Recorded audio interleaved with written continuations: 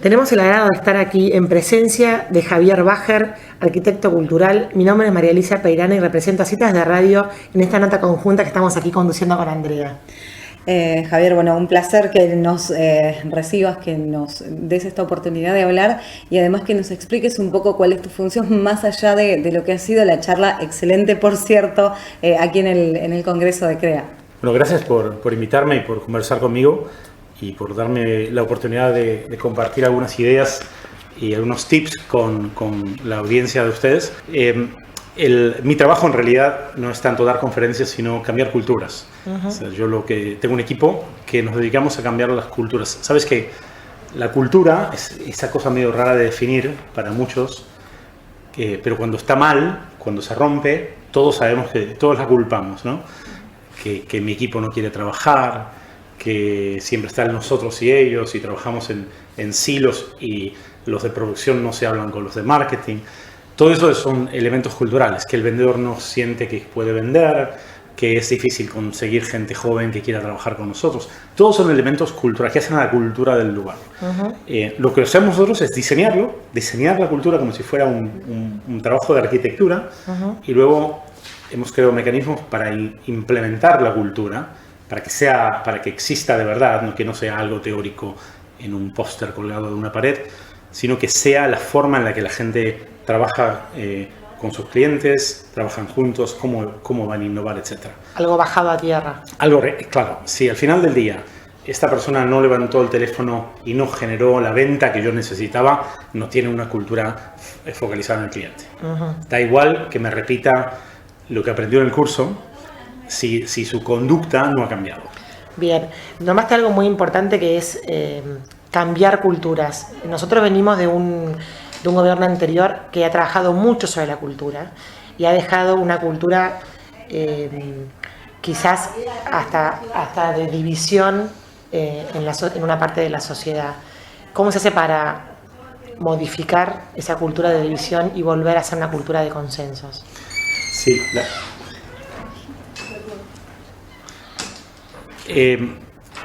la cultura en realidad es como el aire o como la temperatura, siempre existe, ¿no? Para bien o para mal. Hay culturas, hemos creado culturas, por ejemplo, para una organización como Google, que hace que hoy sea un ejemplo de trabajo. Y luego organizaciones que han, o a propósito o sin querer, dejado de lado la cultura, y luego tienes lo que ha ocurrido, ¿no? Cuando llegamos a hablar de culturas de países, claramente en la Argentina se ve el efecto. Yo no sé si ha hecho a propósito o sin querer, pero hoy sí, esta cultura del nosotros y el de ellos hace que generalmente nos cueste muchísimo, y se ve hoy en día, ¿no? La colaboración entre sectores de la sociedad, que está mejorando, pero obviamente que ahí se ve el efecto negativo, ¿no? Hay una frase muy célebre que dice que la cultura se come a la estrategia en el desayuno. O sea, tú puedes tener la mejor estrategia del mundo y vamos a crecer así, vamos a comprar nuevas maquinarias, vamos a cambiar nuestro modelo de negocio, vamos a trabajar de una forma diferente, y luego todo eso teórico en papel se frena inmediatamente cuando hay apatía, cuando hay falta de colaboración, etc. Ahora, ¿cómo se cambia, volviendo a tu pregunta, cómo se cambia la cultura de un país? Bueno, es distinto al cómo cambiamos culturas en las empresas. Porque en una empresa tú puedes convocar a la gente, entrenarlos, tú sabes lo que van a leer porque están en tu newsletter, el CEO puede ir a visitarlos, el jefe. Estás en un contexto muy conocido y predecible. Tú hasta controlas salarios y el bonus y las carreras, con lo cual desde recursos humanos hablamos nosotros de los 32 momentos de verdad que tocan al empleado, que a través de ellos nosotros cambiamos la cultura de la organización. Ahora, cuando hablamos de países o de ciudades, es otra estrategia completamente distinta, porque yo no puedo controlar lo que la gente lee, a dónde va, no puedo invitar al ciudadano a tomar un curso, pero sí puedo generar nuevas conversaciones. En la cultura, si la definimos como el agregado de todas las conversaciones que ocurren en una área determinada, en una familia, en un país, en un pueblo, bueno, vosotras de donde vivís, ahí se habla de una forma determinada, se habla de cosas determinadas. Si yo me voy a otro pueblo, la conversación va a cambiar. Ahora, ¿cómo genero ese cambio de cultura? Buscamos mucho qué es lo que genera ese sistema de creencias que tiene el grupo que estamos estudiando, y luego vemos qué mecanismos podemos usar para cambiar la conversación. Y eso tiene que ver con, pues como hemos hecho en otras ciudades del mundo, hacer que la gente valore o que respete el reciclado de sus basuras, de sus residuos, para que entiendan por qué esto es importante, etc. Y esa conversación la puedes instalar a través de mensajes, a través de agentes de cambio, y una vez que está instalada a través de los niños en las escuelas, ¿no? Y hoy por hoy me imagino que muchos de ustedes ya en casa están hablando de separar residuos. Bien o mal, la conversación está instalada. Claro. Entonces eso empieza a generar los cambios culturales. ¿Cuál fue el punto más álgido que pudiste observar cuando empezaste en este trabajo de intentar este cambio de cultura? ¿Qué fue lo que te llamó la atención de decir, esto hay que cambiarlo ya, sí o sí? Esa es muy buena pregunta. Yo vengo del mundo de lo que se llamaba Change Management, que es la gestión del cambio, y me di cuenta hace ya 20 años que el modelo teórico del cambio, que tradicionalmente tomas el top team, al equipo, lo llevas a algún lado con un rotafolios y escribes misión, visión, valores y qué sé yo, pocas veces o ninguna vez cambiaba nada. Y generaba una hipocresía donde veíamos los puntos que habíamos acordado, los valores, las conductas y yo, y en la realidad parecía como que no nos conectaba con nada. Es como, yo siempre digo, es como ir a la iglesia y realmente en ese momento creer en lo que estás haciendo y luego el lunes te has olvidado de todo y te comportas de cualquier otra forma. Entonces, el gran desafío en su momento fue en realidad el mundo de recursos humanos. Y en realidad todos los que creen que la gente cambia porque se lo decimos. Eso fue el gran desafío. Y al día de hoy, inclusive, yo cuando me invitan a una conversación ya con empresas muy grandes para decir, por favor, nos ayudas a cambiar la cultura, y yo le pregunto, ¿qué habéis hecho? No, es que la gente no entiende los valores que le hemos puesto en los carteles. Y digo, esta creencia errada, todos los que son padres lo tienen clarísimo. Tú a tus niños le dices cómo se tienen que comportar y luego pasas 20 años volviendo a repetírselos, ¿no? Porque no cambia. El ser humano no cambia porque se lo digamos. Y termino con esto que es, y la razón por la cual no cambiamos es porque las conductas, o sea, lo que nosotros hacemos día a día, es una consecuencia de otra cosa. No es el input, no es la entrada, es la salida.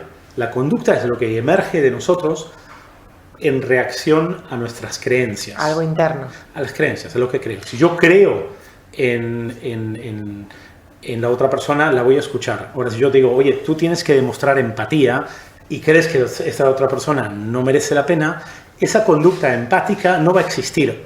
Y si existe, es para la foto. Un poco predicar con el ejemplo. Es que ese ejemplo te lo creas.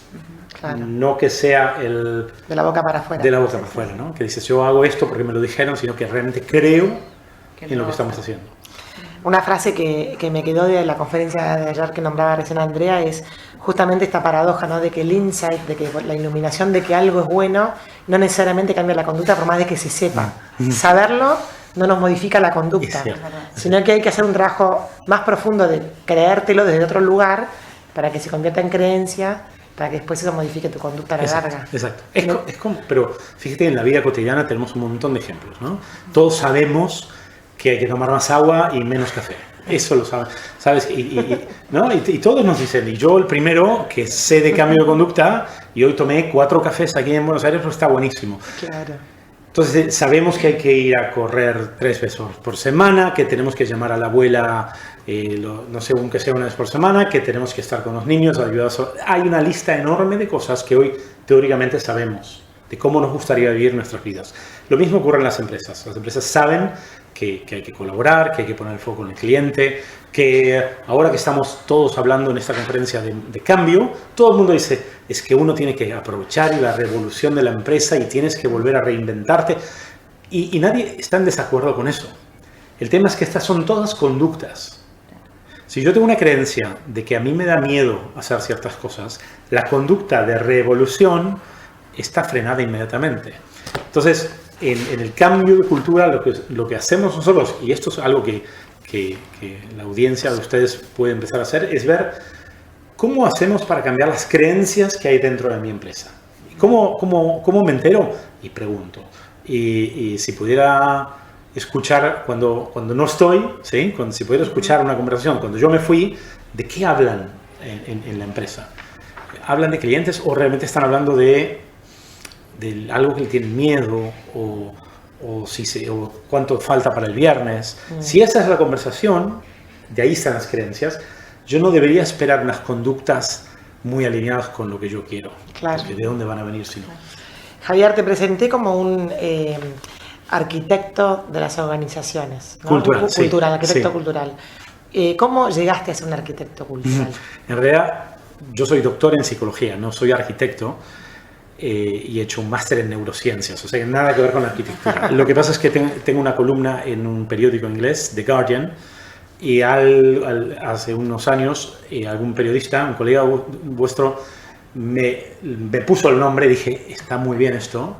Decía, pero este es como un arquitecto de cultura. Así que es cierto, porque quería distinguirme de este mundo donde hablar de la cultura pareciera que alcanza, ¿no? Claro. Y es claro, es como una casa. Si yo soy un arquitecto bueno, esa casa tiene que existir.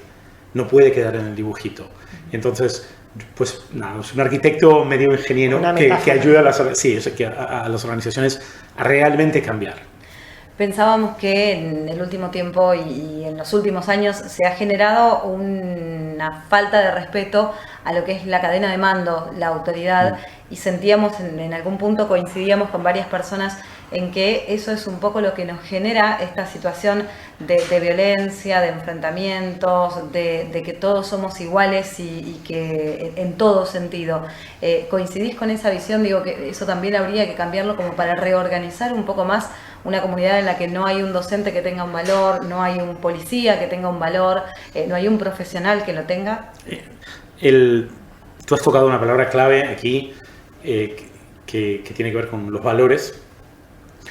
Creo que lo que ha ocurrido en los últimos, 20 años o algo así, es claramente una pérdida del respeto, una pérdida de algo muy jerárquico.